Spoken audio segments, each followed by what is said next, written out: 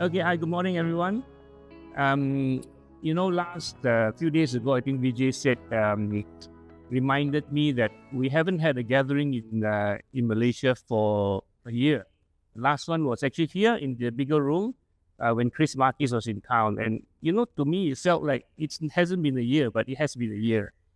I try, much as I want to gather people and meet and all that, but I have to be sensitive to your colleagues all over the world because, we get together, then we post it on, on social media, on call, or, we gather here, then I gather in Singapore, then in Manila, then in Jakarta, and all that. And then we got people sitting in other part of the world and say, how come he only go there one, and only they get to have free makan, so not very fair. So I try to be sensitive and not overdo it, right? So, but once a year, I think it's okay.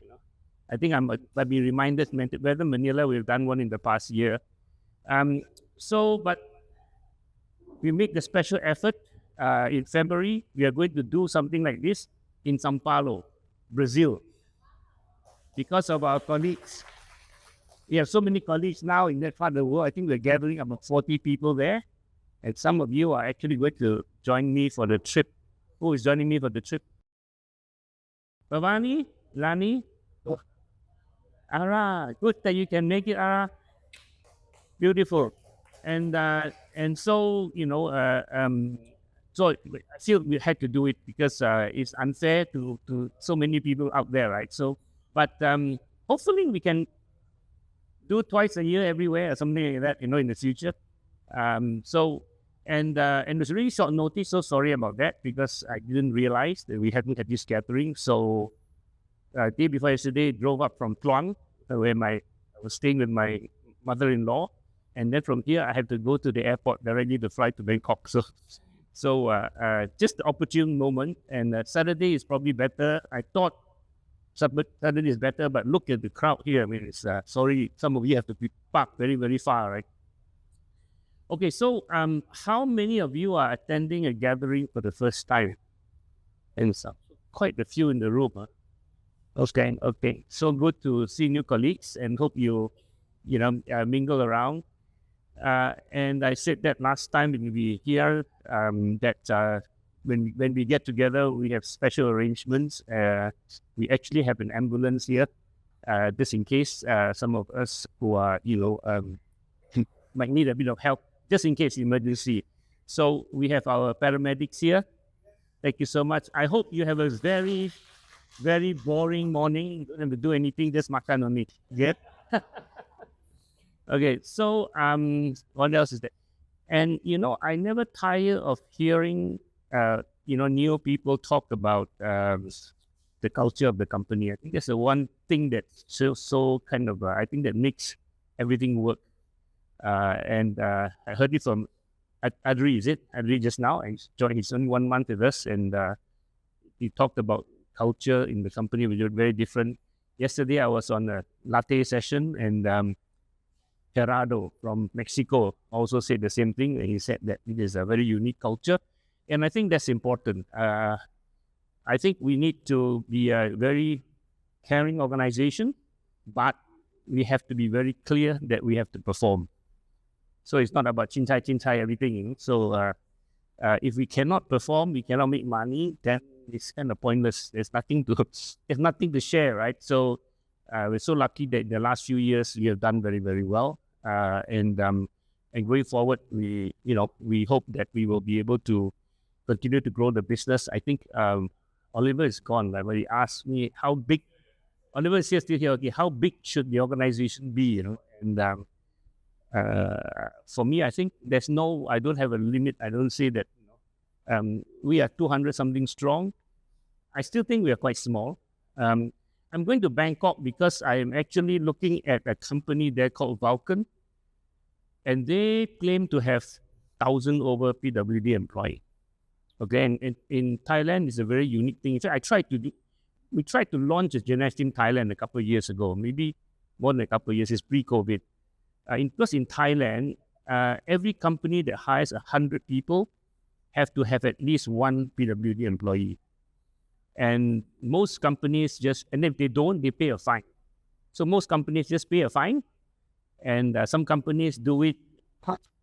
My friend used to run McDonald's, so to be careful, but in this close group, I can say that McDonald's used to pick the people in the wheelchair on the street who are selling tissue paper, bring them into the McDonald's store, and they call them a McDonald's employee, pay them something, so that's how they comply with the regulation. So this company has met. I tried to launch this.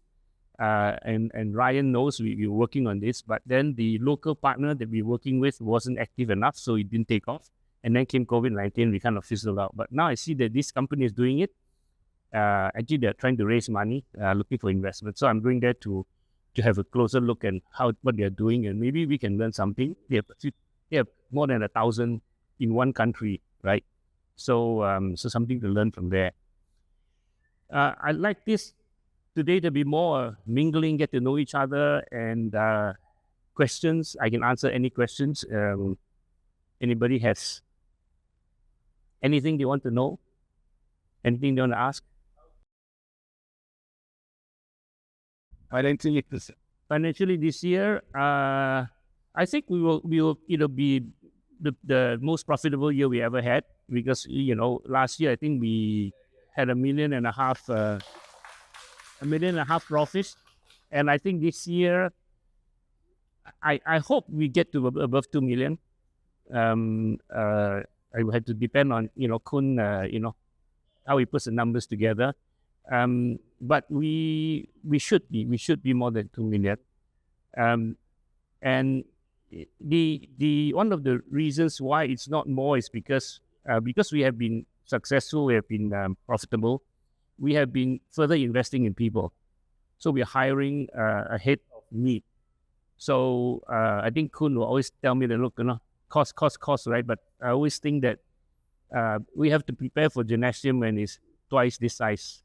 You get more business. We are hopefully kicking off the consultancy business aggressively now. Last week, a few of us spent a day and a half in Empire Hotel to trash out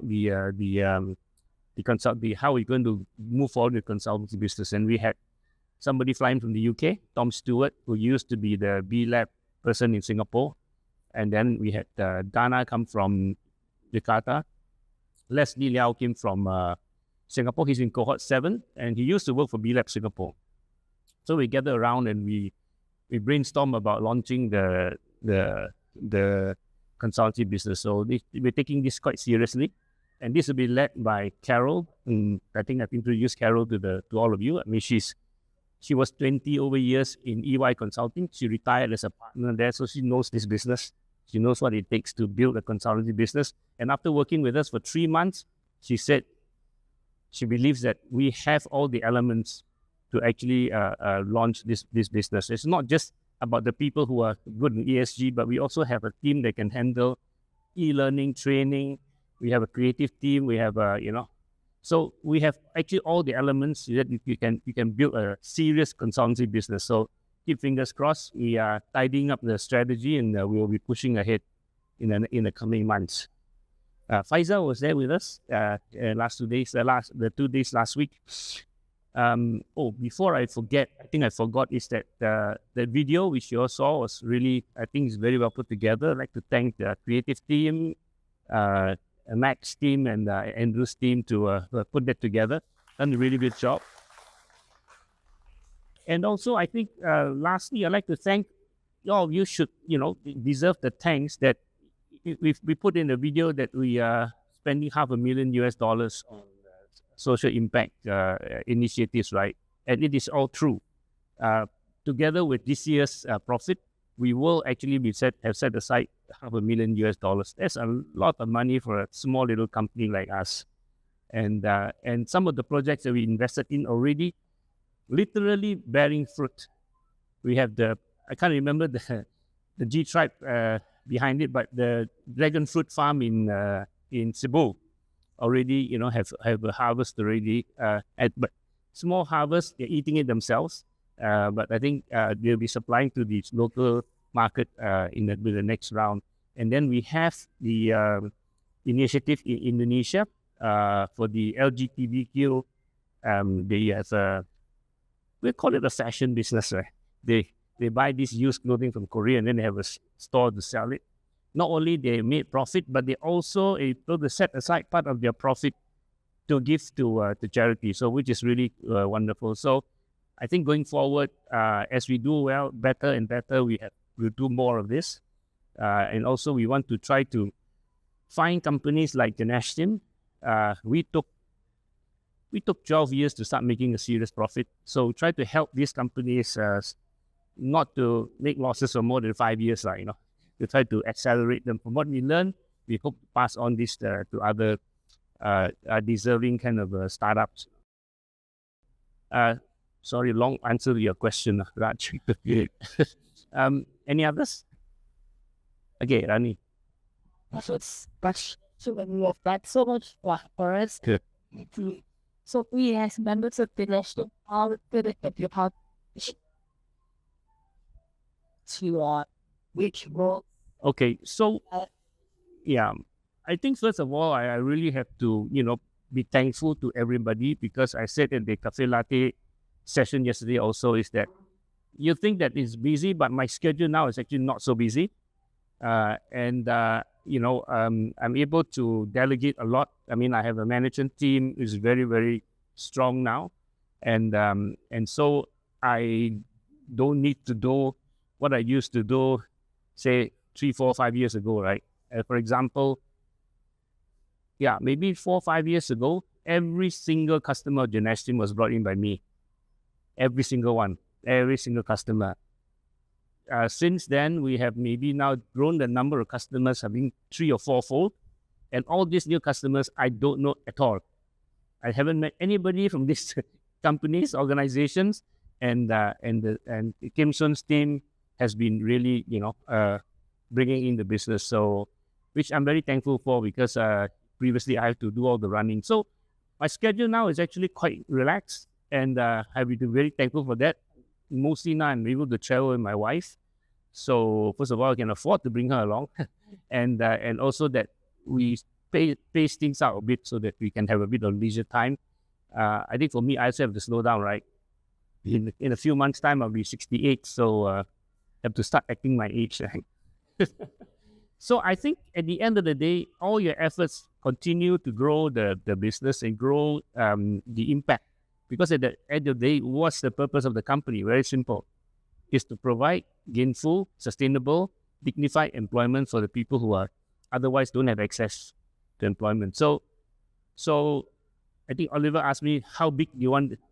I have no cap on Genashtim, right? So if we can scale to 20,000, 30,000, 50,000, 100,000 employees around the world, as long as we can run the business.